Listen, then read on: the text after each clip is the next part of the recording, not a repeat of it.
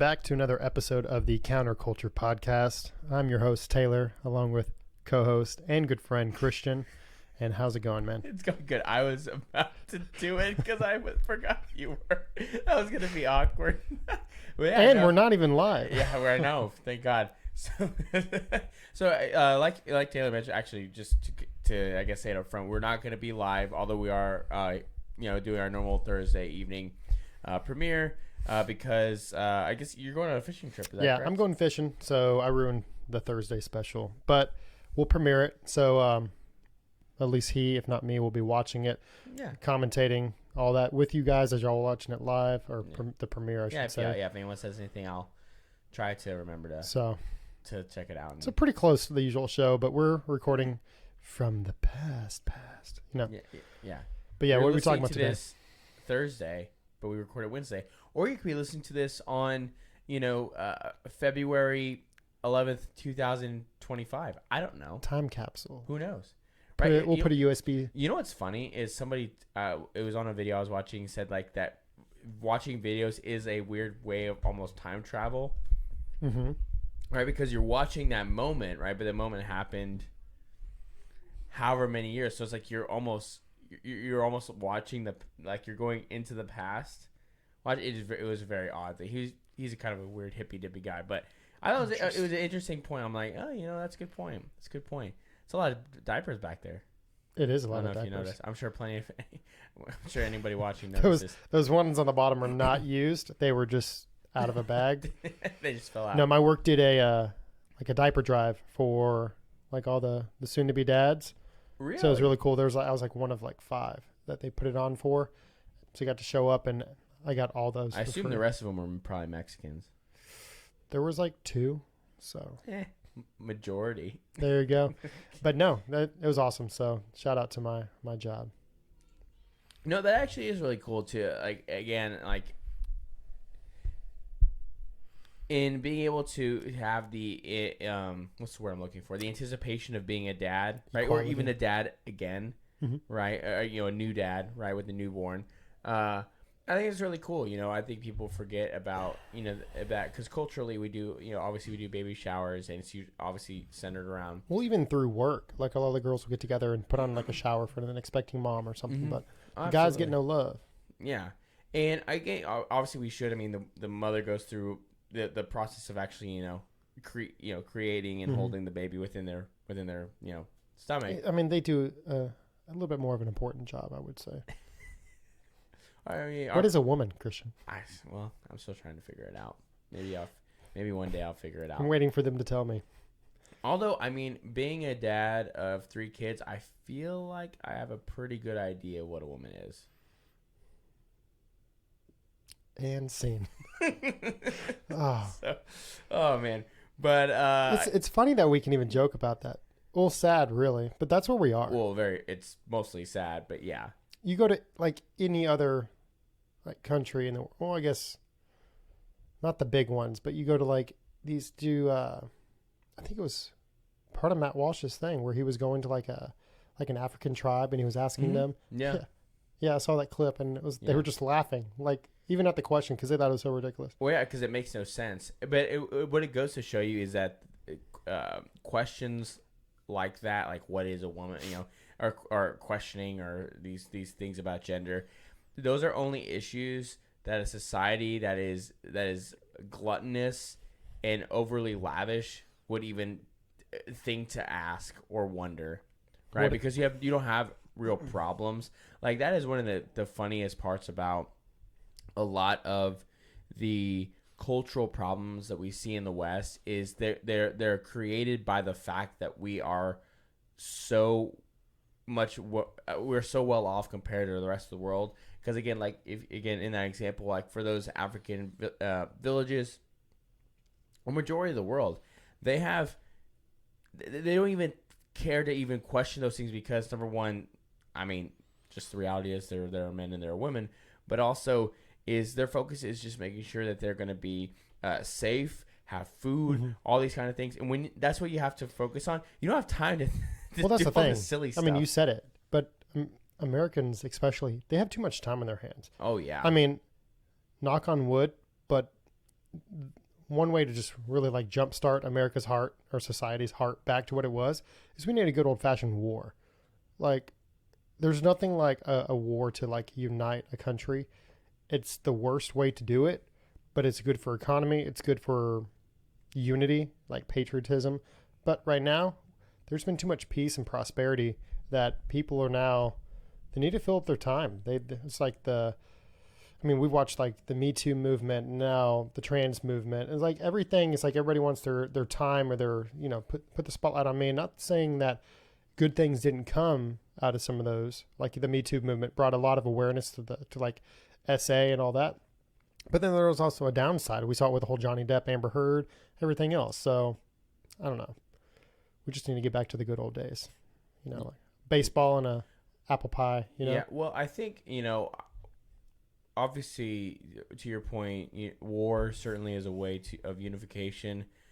However, I think a lot of the issues facing the United States now can be fixed in more personal, but not as destructive ways. I mean, if you look at us culturally, we're so divided in so many different ways.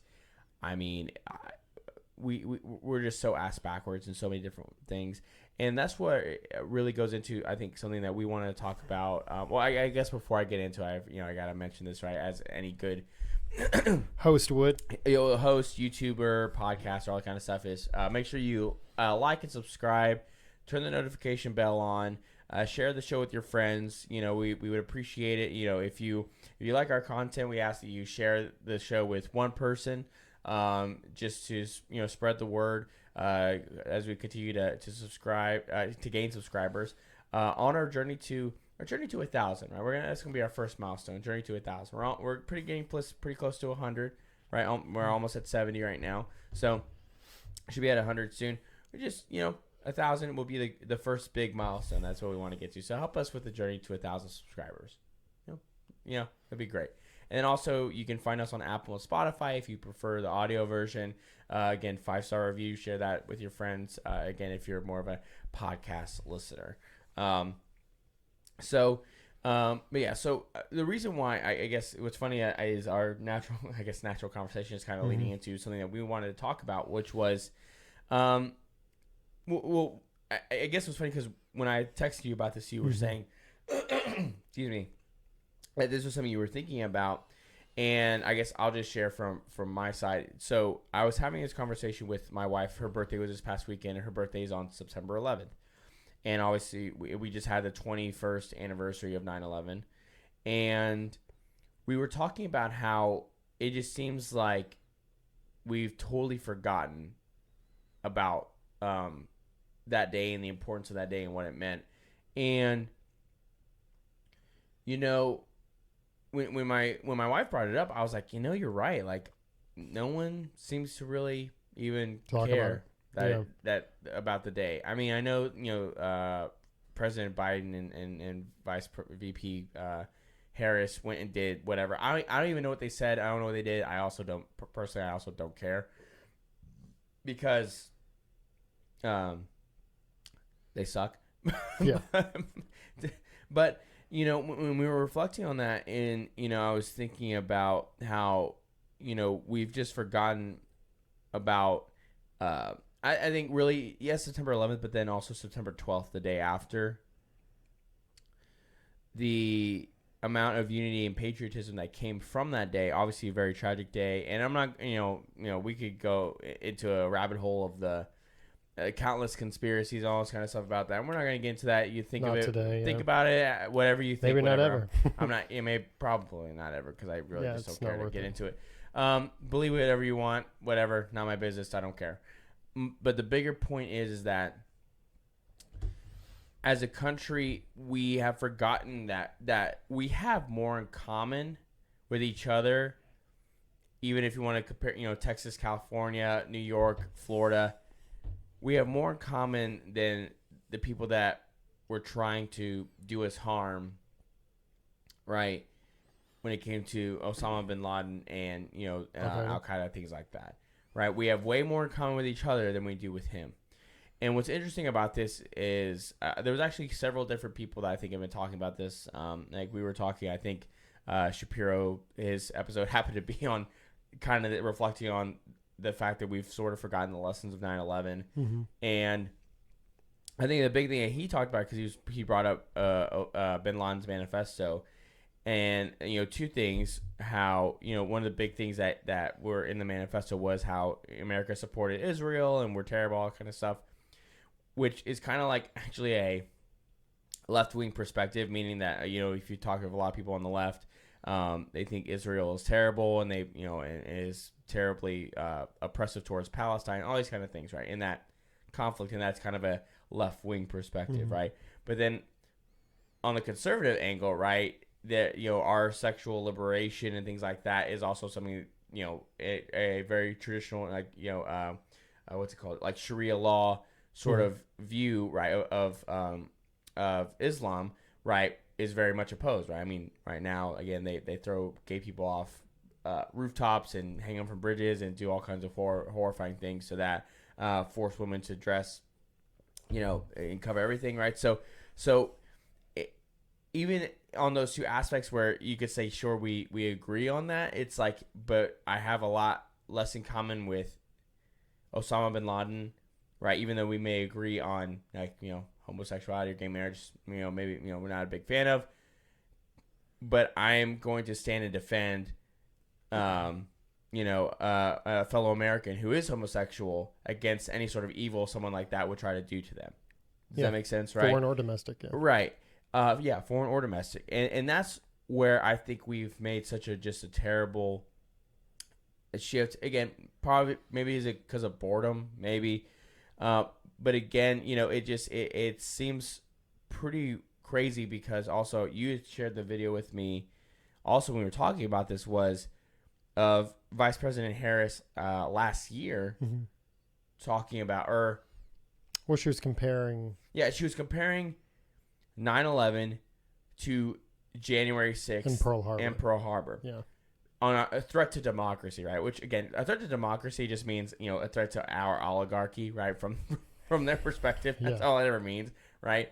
But why something like that is such a dangerous thing to say is because that is comparing, the idiots who acted violently on January 6th, right? Because some of them did, right? And the ones that did are idiots and should be treated as such, right? For actually doing those things, right? The few that did. But it's taking, of course, they do a broad brush. Everybody that was there is those kind of people.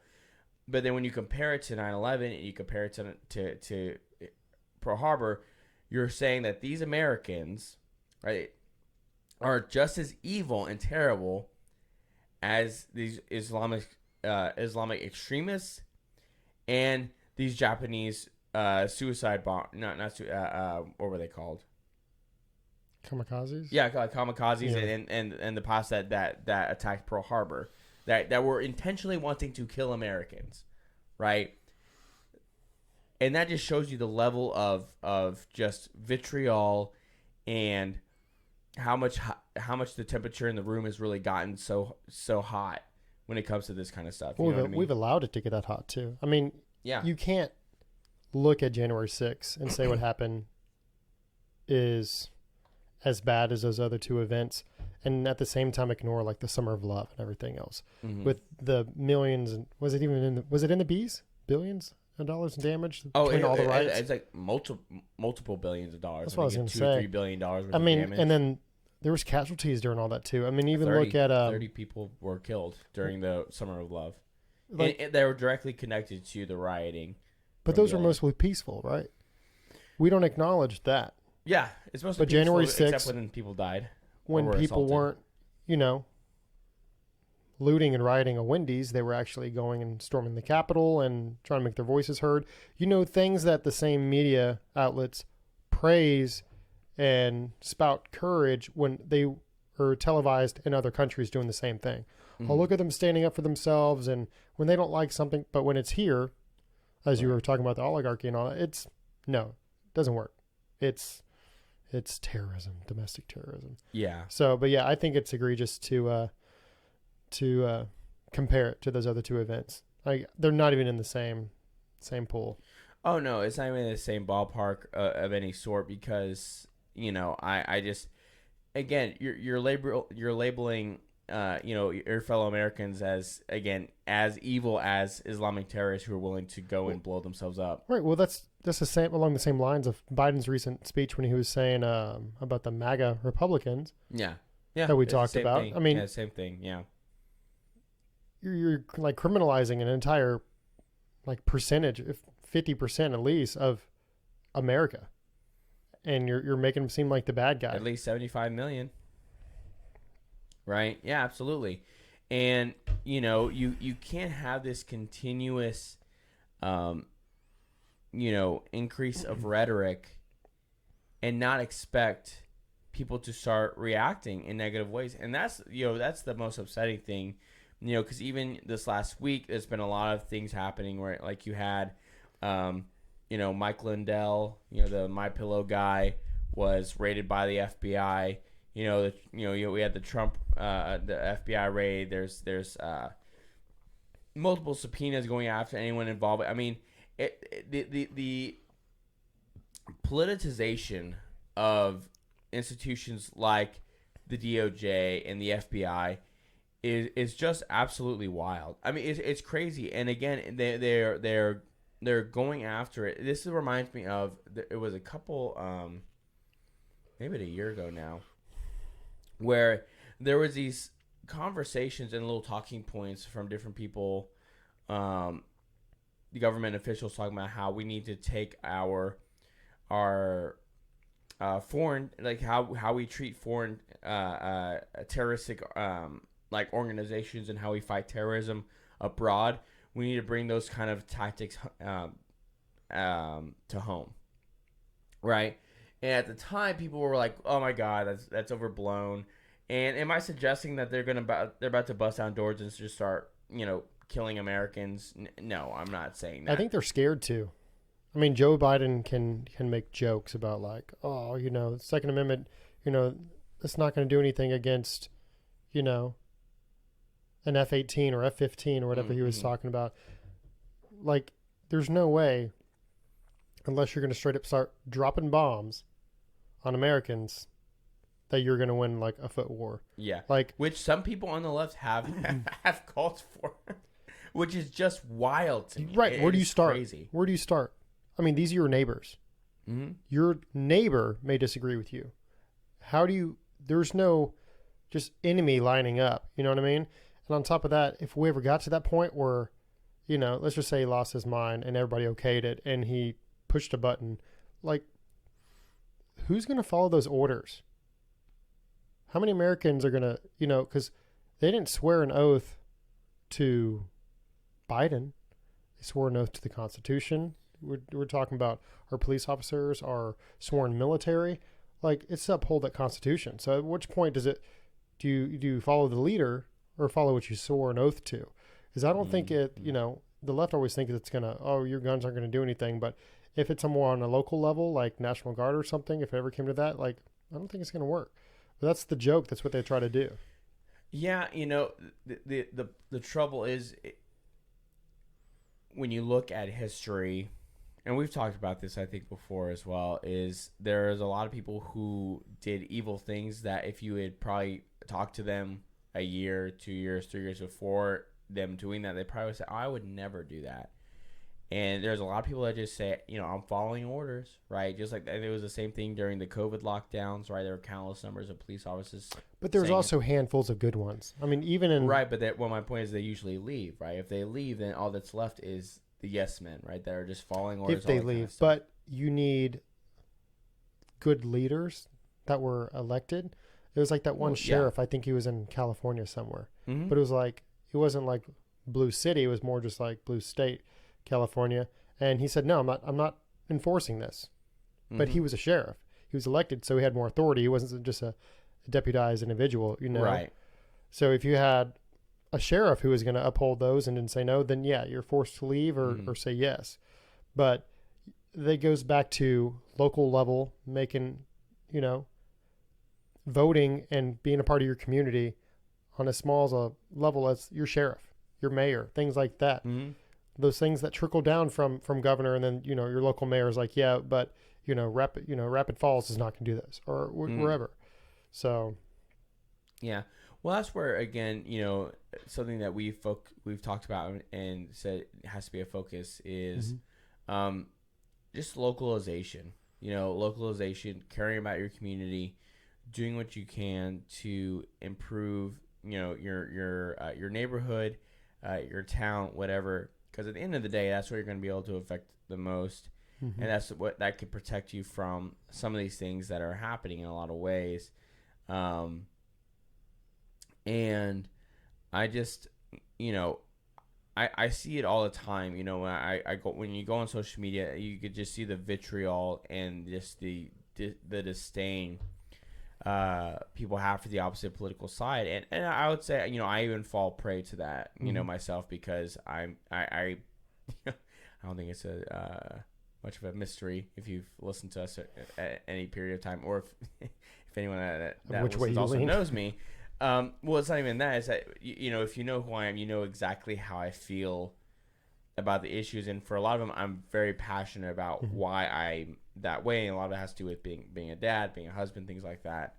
And I certainly absolutely find myself, feeling just disgust and disdain for the other side politically, because I think a lot of the things that they talk about are not only not good. I think there's some of it is even borders into evil, especially when it comes to kids.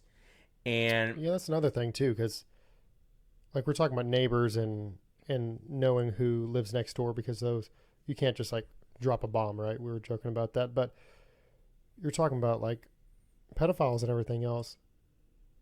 People used to care who they lived next door to. We had apps that the community shared, and websites like Watchdog and stuff, because you wanted to know who was in your area. Right. And these people who are not allowed near schools and parks and everything else. And suddenly nowadays there's professors even that are getting caught who, I mean, fortunately it's getting more attention now, but who are telling you that that's harassment, that you're not supposed to do that.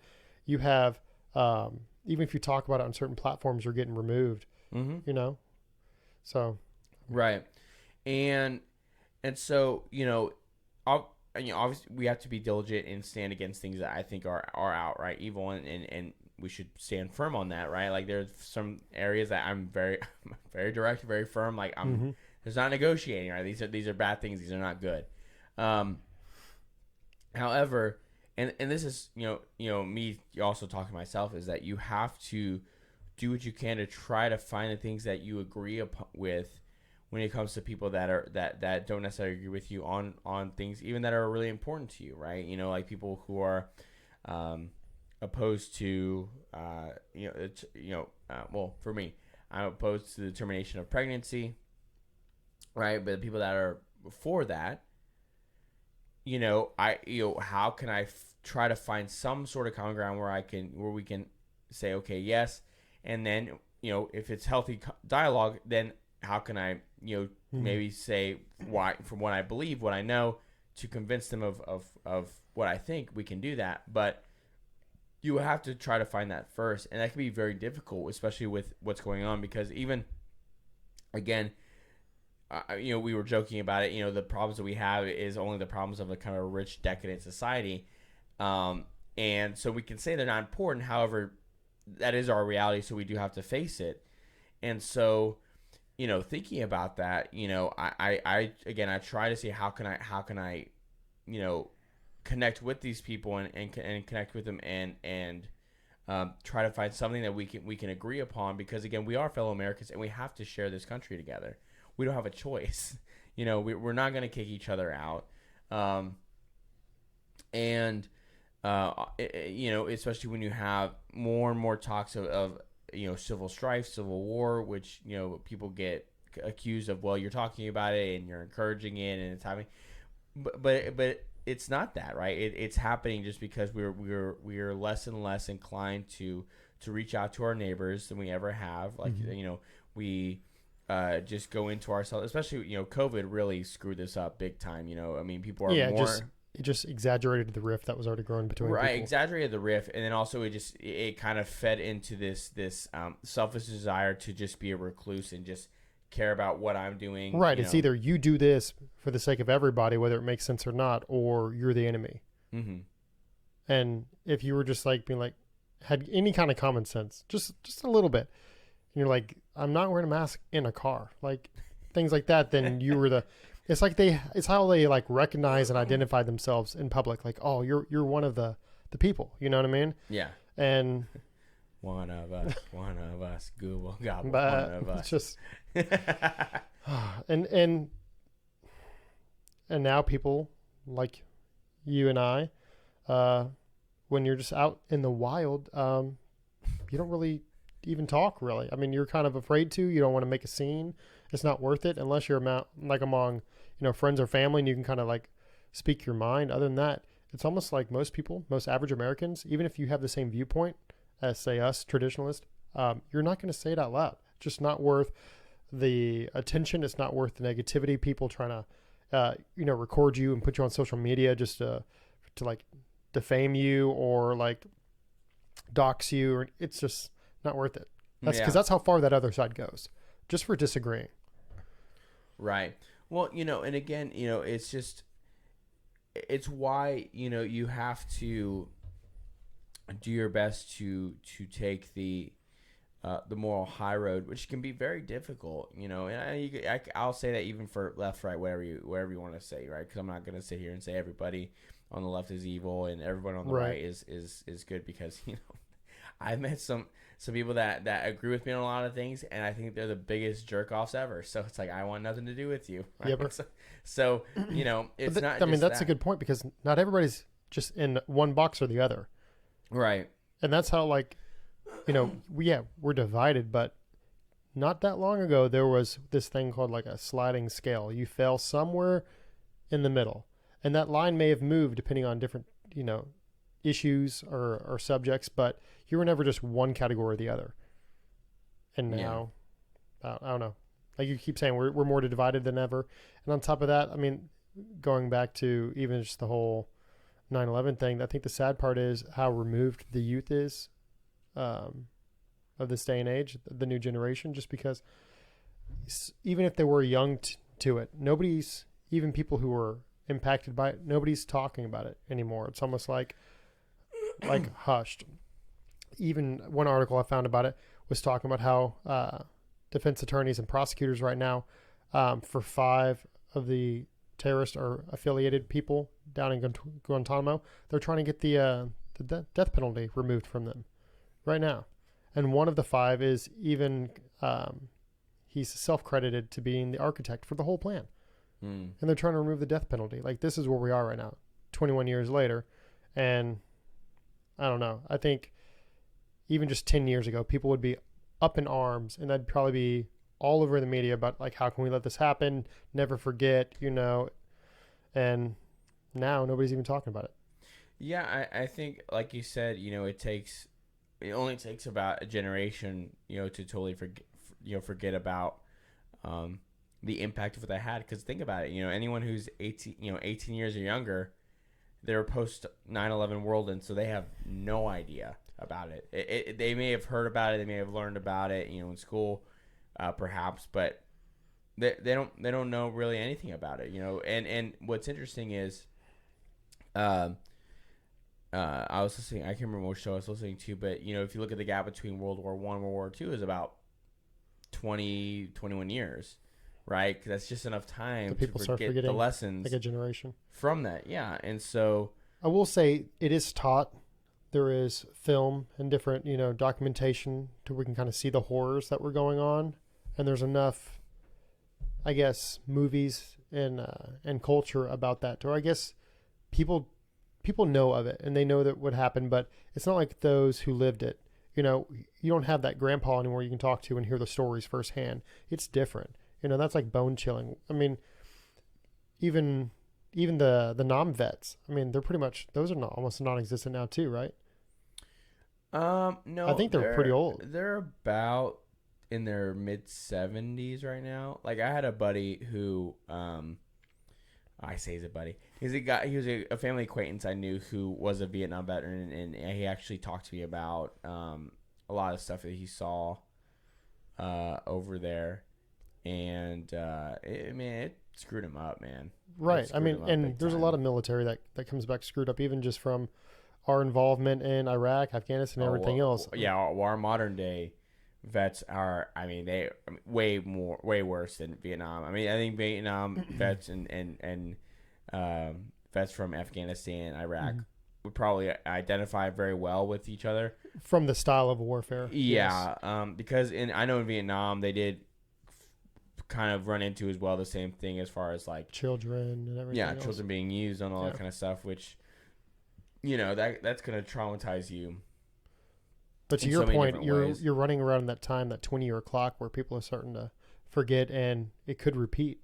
I know our involvement was a lot longer than, say, World War II, at least for the U.S.'s involvement. But I don't know, just 21 years, man. That's crazy.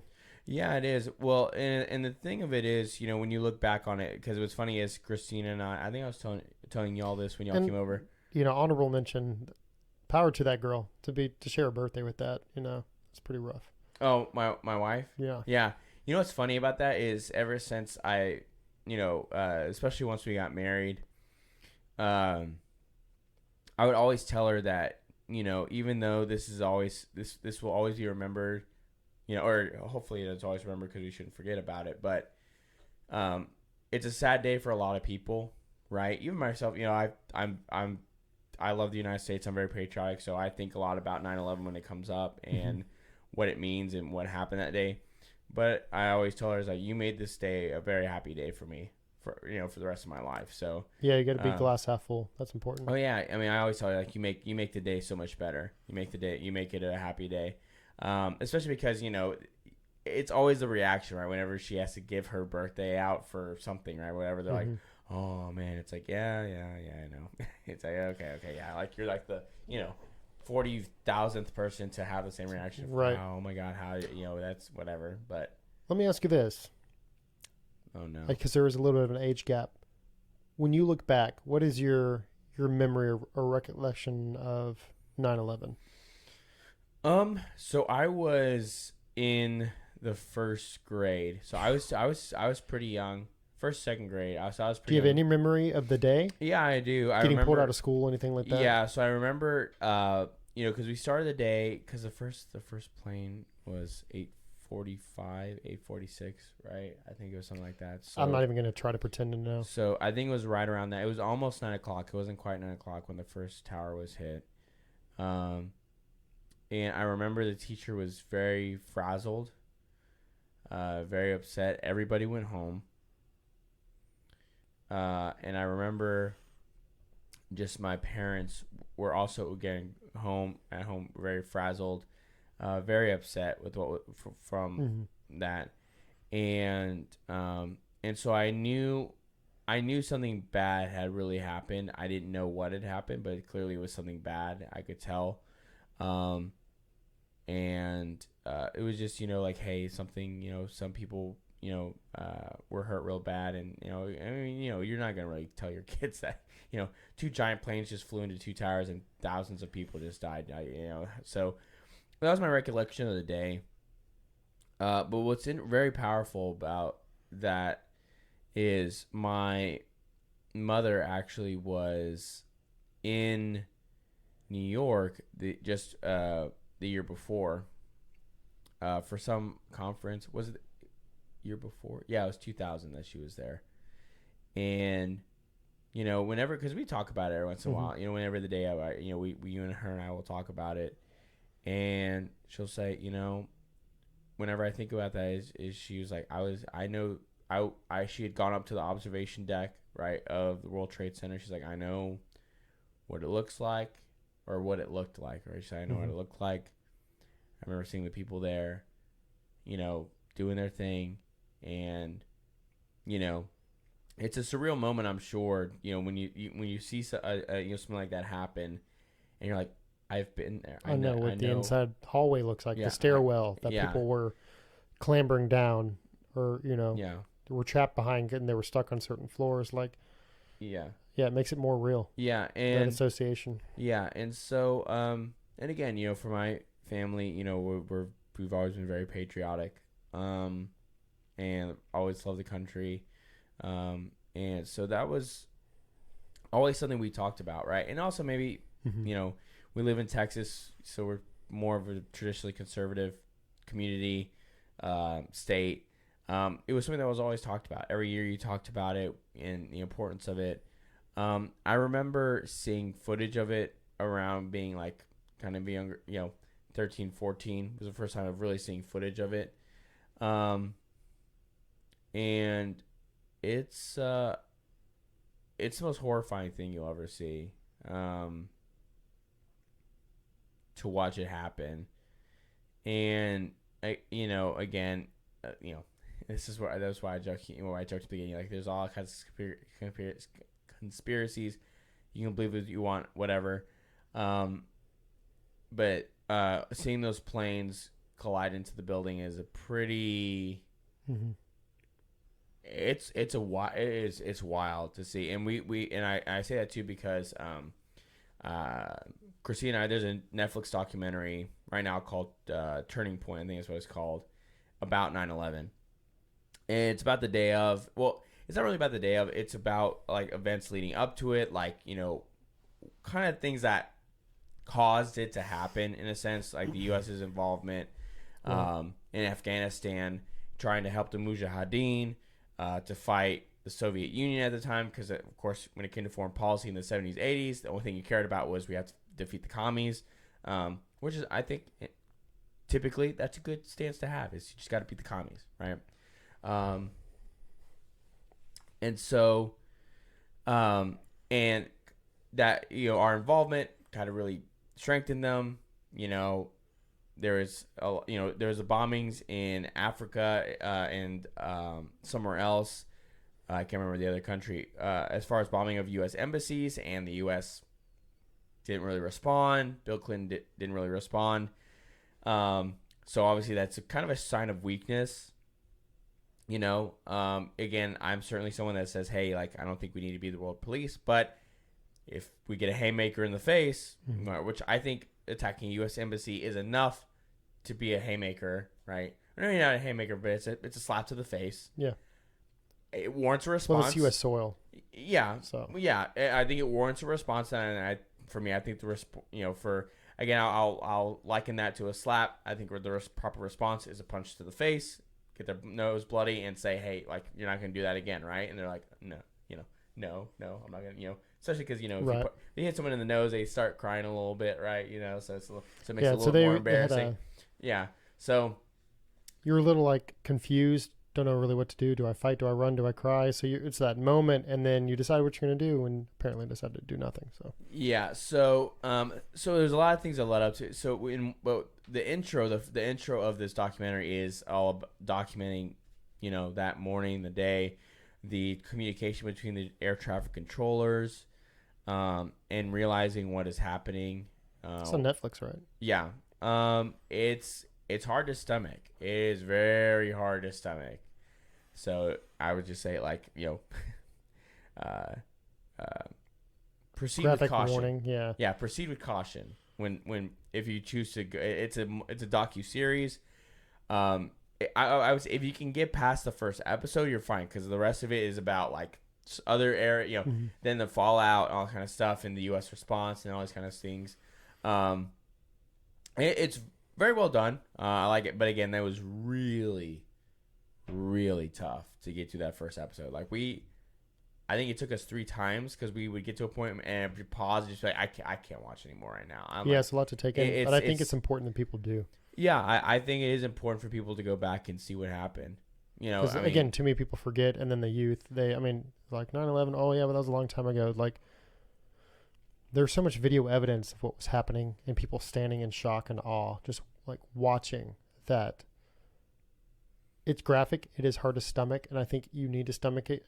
And I think if you show enough people today that didn't experience it, who were maybe younger than you, I think you're more of a patriot than most who take an interest in reflection. Even though you may not have a memory, you remember feelings because of parents and things that were going on. But you didn't actually experience it like visually for yourself like that.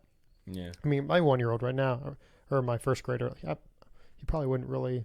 Mom and dad are sad, or mom and dad are running around, or they're packing bag, something like that. But not to show our age gap, but I think I was. You're only like 4 years older than I think I was 6th or 7th grade.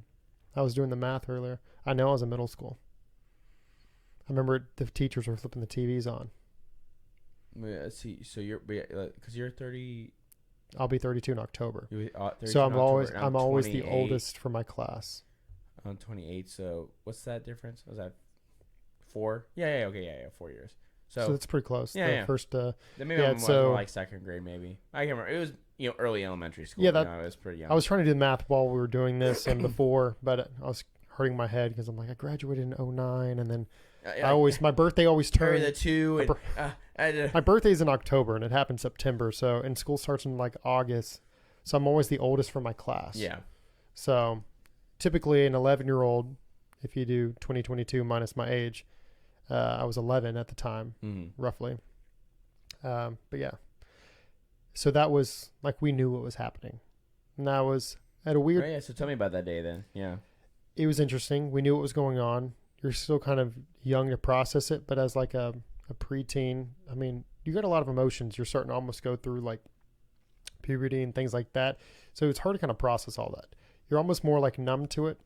You have other people, like at that point, you know, if you talk to your mom on the phone or something like that, just like, I can't come get you, but they're letting the schools out early. So just get on the bus and come home as quick as you can, things like that. So you're like intelligent enough to like know what's going on, but kind of young enough to not really have the mental capacity to take the whole scale of it in, and I don't know. It's weird because that patriotism, that fire, seeing certain things, and I'm fortunate that I wasn't seeing everything like that, like going back and watch a documentary, but seeing the towers like on fire and then like on the news, and then I never actually, I don't think saw like a second plan or anything, but flicking it on, and then, at least Tower 1 or whatever was on fire first. And just like that, like, holy crap, there's a building on fire, and New York's, is it under attack? But not, a lot of the teachers weren't like talking. But by the time you get home and it's the evening time and everything else, like mom and dad will sit you down, like, so this happened. So patriotism wise, I mean, like, that fired me up. Like, I saw the aftermath of it. I saw the president talking, and saying like, of his speech and everything about like a call to arms, and America needs to stand together, the whole nine. If I was older, I would have already enlisted. Like, I'm fortunate to the point where I felt that sense of pride and that unity, and I wanted to help, but I was too young to do anything. Because a lot of people, as we were talking before, enlisted. They went over the fight and retaliation, and a lot of them didn't come back. A lot of them come back messed up. I mean, the Middle East was just a rough place, and we're just now coming out of it, but and there was a lot of mistakes when it came to that on the foreign policy scale. That we don't have to multiple administrations, but multiple Republican and Democrat administrations, and it seemed very clear that the U.S. could have snuffed out Bin Laden fairly quickly, and we didn't. Were we talking about how they found him within like the first 11 months, but they didn't do the tip or something? Yeah, I can't remember what it was, but they found him, I think even less than that. They found him within 5 months after 9/11, and then they just didn't go after it. It's a very odd. Some of it is a blur because I was also coming of age during all this and trying to finish high school and then college. But correct me if I'm wrong. But did we end up finding Hussein first before Bin Laden? What was his name? Hussein. Saddam Hussein. Yeah, Saddam. Oh yeah. I mean, his. They did that well before Iraq, right? Yeah, but and that's because I'm just talking about how long it took us to find Bin Laden, because it was almost like we started something else, found that guy, and then went back to Bin Laden. Right, and it was weird too because if I remember correctly, like we had gotten to Saddam Hussein. It's questionable if that was even necessary because Iraq fell into all kinds of turmoil anyway. It kind of led That's to the ISIS. Zero So Dark it's like, 30 film, right? Is about Hussein. Because you one of the think stealth choppers went down. No, Zero Dark 30 is about. I thought that was about the raid on Osama bin Laden. Is that? So you see, I'm I don't getting know. all mixed up. Right, but then you have that. Was going in Iraq the right thing? I would argue probably not at this point. Retaliation was for going after- 9/11, yes, 100%. All we needed was special forces to hunt him down and kill him. That's what we should have done. But they were all hiding in caves, man, and we try to fight a traditional war. Well, that's what I'm saying. Trying to put all these troops on the ground to fight a traditional war, And you don't want to hurt any off- civilians or goat herders that are just there being normal people, you know? Oh no, of course. I'm just saying. I think a more precision-based Strike.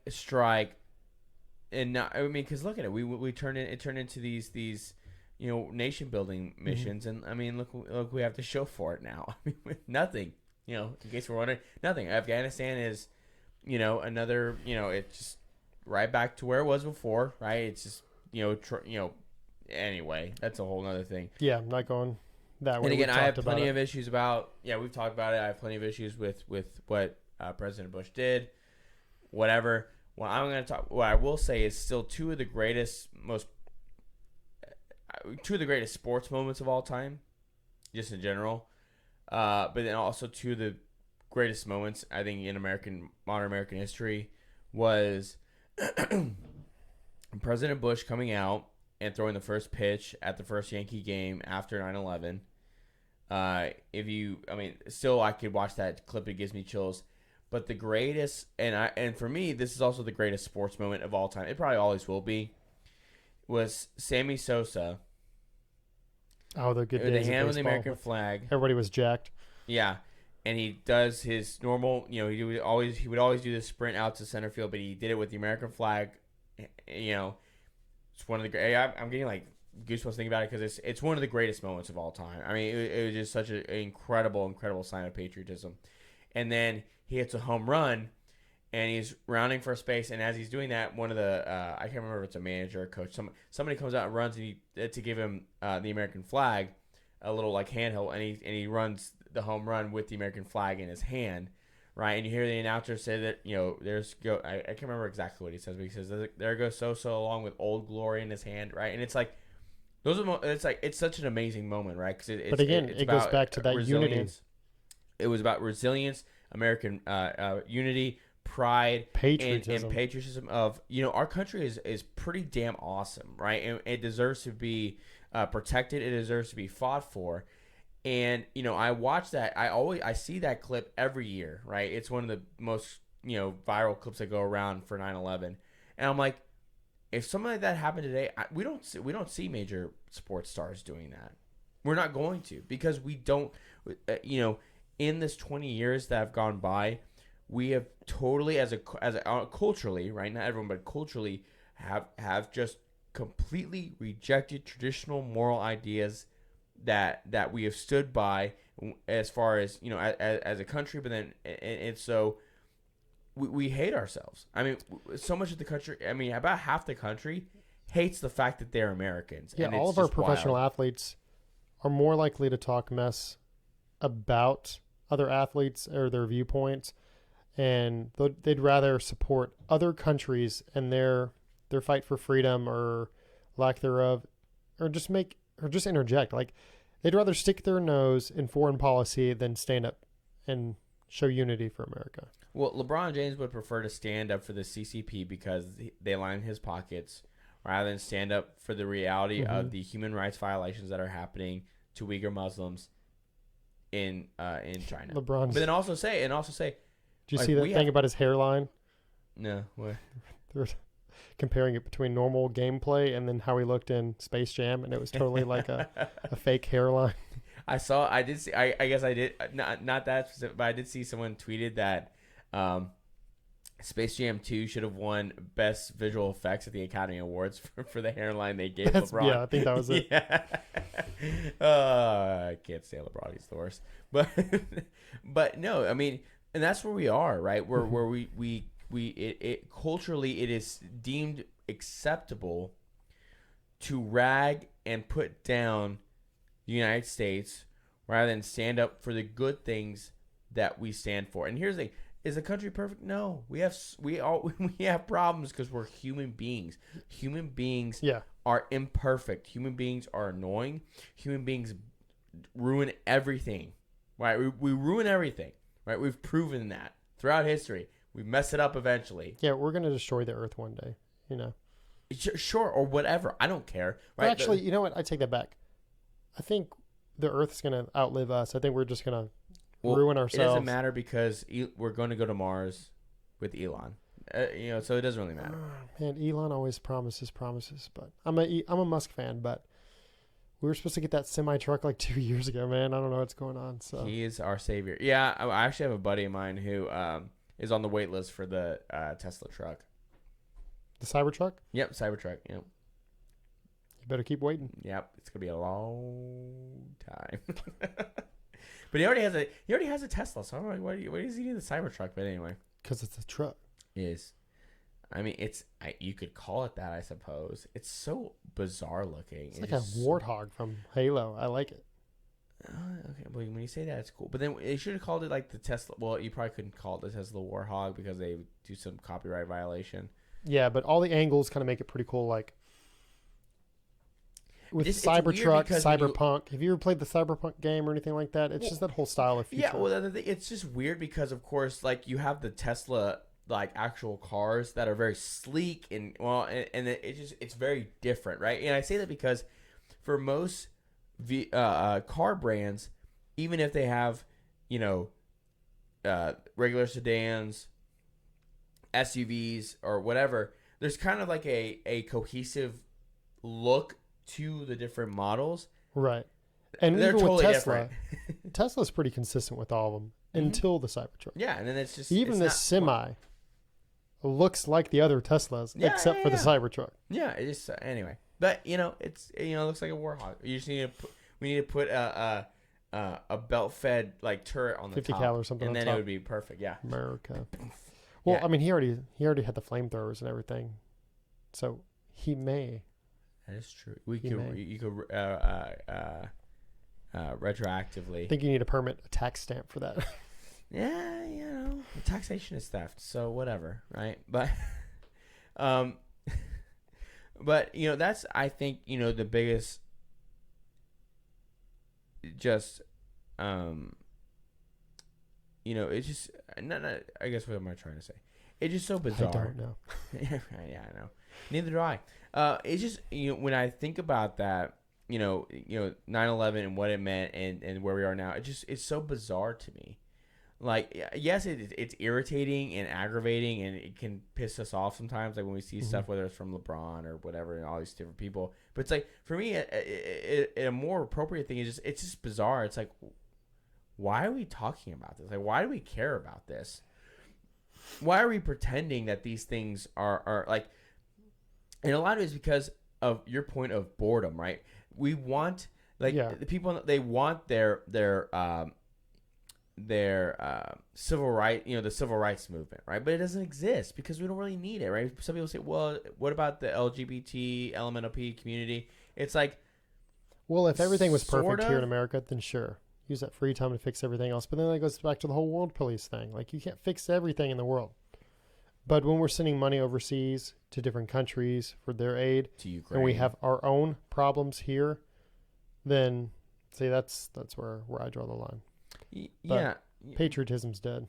Yeah, yeah. I mean, on a national scale. Well, not on a local level. Yeah, well, I think it is because when you look, I would say a more appropriate thing is on the federal level, because if you look at, when you look at former Vice President Joe Biden, when you look at the things they do, it's like there's nothing American about it. Like there's like, especially that red light speech. Oh yeah, where he was doing his best impression of Hitler. Yeah, that definitely or Stalin, was not American. Or name whatever, horrible, awful dictator of history. I just can't. Those people, whoever thought that was a good idea, should be fired. Like just on a pure like objective, like PR level. It's like, Right. who thought that was a good idea? Anyway, we already talked about that last week. I'm riling you up.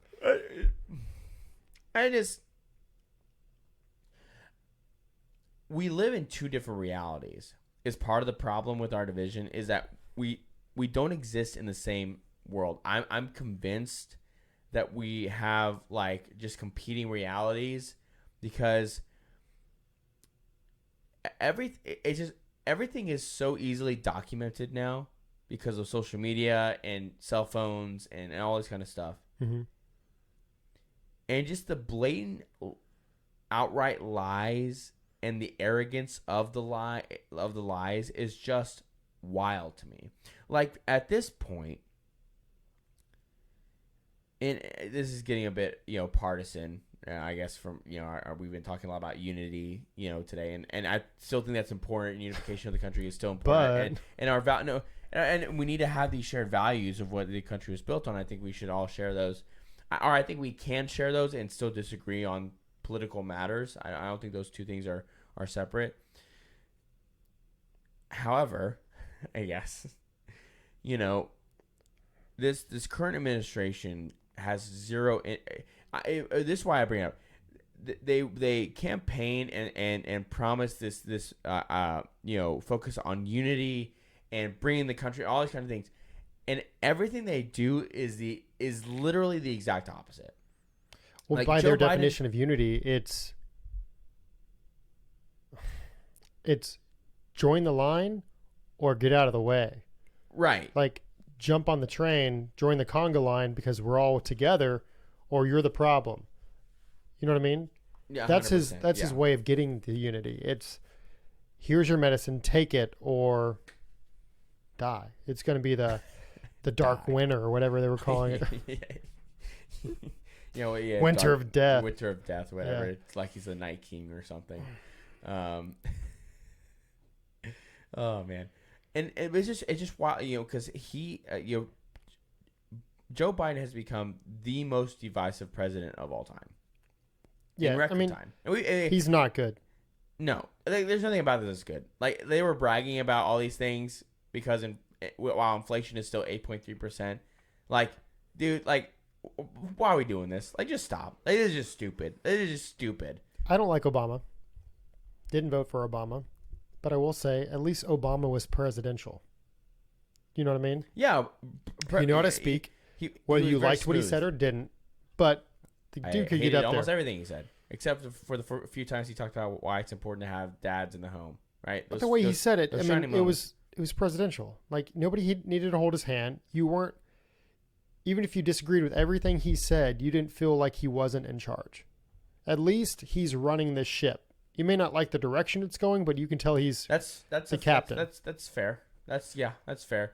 Biden just sucks. He sucks. He sucks at this. Is driving the boat that's already crash landed in a Gilligan's Island, and he doesn't realize it's crashed. He's just in tattered captain's uniform, still thinking he's driving the ship, and everybody else is already off. Like, dude, we're getting coconuts and everything else because we're just trying to survive. Yeah, we're done. Like, what are you doing, bro? Yeah, like, he just sucks. What's your favorite ice cream? Can I smell your hair? Yeah. Like, is that Pantene? Corn Pop was a bad dude. Oh man, still the best. I still need to make a T-shirt for the shop that says Corn Pop was a bad dude. Yeah, we should. With actual corn pops. I wanted to do it with like the cereal bowl and like a word bubble or something. Oh, yeah, that'd be Google funny. Eyes on one is like Corn Pop was bad, dude. He was like, bad. He was a bad Theo dude. Von voice, you know. Yeah, just gotta picture it. Theo Von is hilarious, dude. That dude is wild. He's so funny. He's one of the. So he's a comedian. So half of it, I can't tell if he's being serious or if it's kind of a bit because it's part of his character he's created. It's hard to the say. Backwoods. Like, them good old boys. Yeah, like, from Louisiana. I think he's from. I thought it was like Tennessee, like them hill people. Oh, I thought he was from. It doesn't matter. He's talking about that moonshine. He's from the. So I went to school with a boy named Timothy, and let me tell you, Timothy, he was no small. Like, that's just Theo Von. Like, I don't. Yeah, he's. Timothy had 2 teeth. Like, what are you? And I'll tell you, Timothy was 20 years old. He should not have been in the class with the rest of them 5-year-olds, but. That was Timothy for you. Like, and at the end of it, you're like, Is he telling the truth, or is that Did is that he a real just story? ad-lib that whole thing? Because he's got so many wild stories that you're like, it's like when people say, like, I've worked for this job, this job, this job, and you start doing the math, and like, there's no way you've done all that. Like, you're the same age I am. You've been in the workforce for like 3 years. So I've known coworkers who's like, I was a firefighter. I've done this. I was in the oil field. I'm like, No, you. and I've also been in construction for 6 years. I'm like, no, It's like, you're dude, you're a compulsive liar. Like, this doesn't make sense. You're bad at this. You So, suck. My theory is that Theo Von, a lot of it's just an act. Well, I mean, he's a comedian, so you're probably right.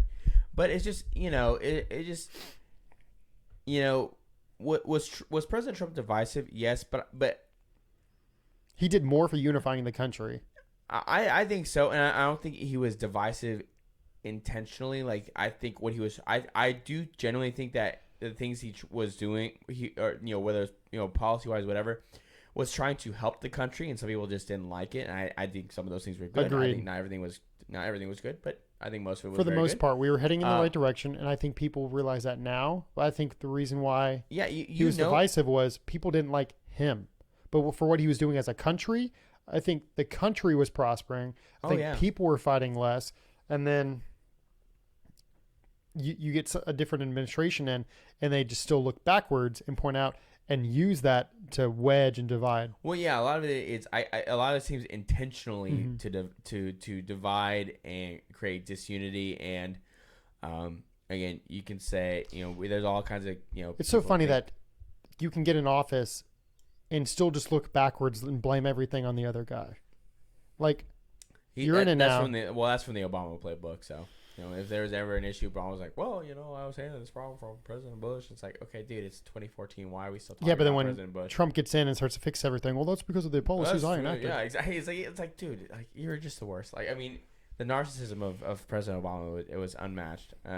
Except for Dr. Fauci. Dr. Fauci is definitely more of a narcissist than President Obama, and that is saying something.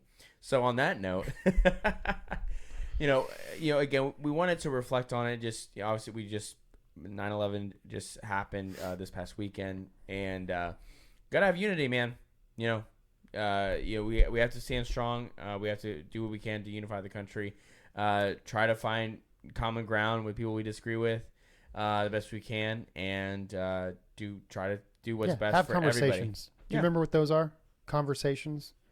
Yeah, we need to get back to that, because at the end of the day, we're all Americans. Yeah, we're all Americans, and it's our responsibility to try to help each other, and make a more perfect union, as it were. So, as always, make sure you like, subscribe, like I said in the beginning, hit the notification bell. Leave a comment for us, please. Even if you say you guys suck, leave a comment, whatever. It helps us in the algorithm. But if you do say that, please specify which one. If it's both, then fine. Yeah, you can do that. Yeah, say, like, Cristian, like, you're stupid and you suck at this. Like, thank you.